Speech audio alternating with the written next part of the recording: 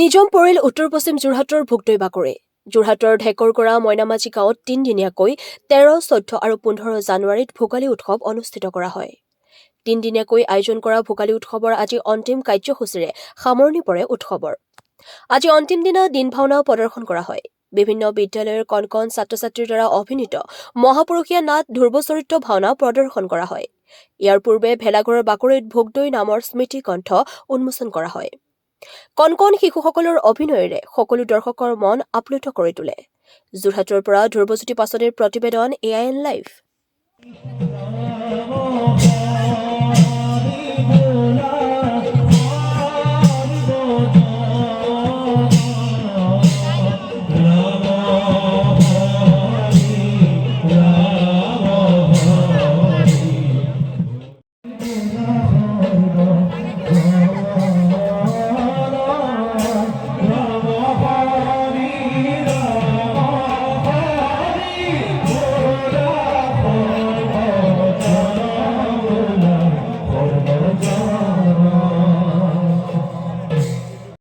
শংকৰদেৱ কলা কৃষ্টি গৱেষণা কেন্দ্ৰৰ উদ্যোগত ঐতিহাসিক মইনামাঝি গাঁৱৰ ভোগদৈ নদীৰ বাকৰিত ষষ্ঠদশ বৰ্ষৰ বাবে আয়োজন কৰা ভোগালী উৎসৱৰ দিন ভাওনা কাৰ্যসূচীৰ আজি অন্তিম দিনাৰ দিন ভাওনা ইয়াত প্ৰদৰ্শিত হৈছে।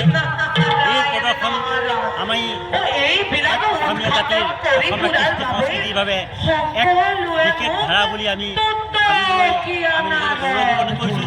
যিহেতু আজিৰ তাৰিখত অসমীয়া ভাষা কৃষ্টি সংস্কৃতি জীয়াই থাকিবৰ কাৰণে ভাওনাৰ দৰে এক মহৎ অনুষ্ঠানৰ আমাৰ প্ৰয়োজন আছে। যিহেতু ভাওনাখনতেই আমি দেখা পাওঁ যে শুদ্ধ ৰূপত আৰু পৰিশীলিত ৰূপত শুদ্ধ অসমীয়া ভাষাৰ প্ৰয়োগ হৈ আছে। আমি এই যাত্ৰা অব্যাহত ৰাখিম, 14 বছৰ অব্যাহত ৰাখিছোঁ আৰু ভৱিষ্যতেও অব্যাহত ৰাখিম বুলি আমি মনত পোষণ কৰিছোঁ।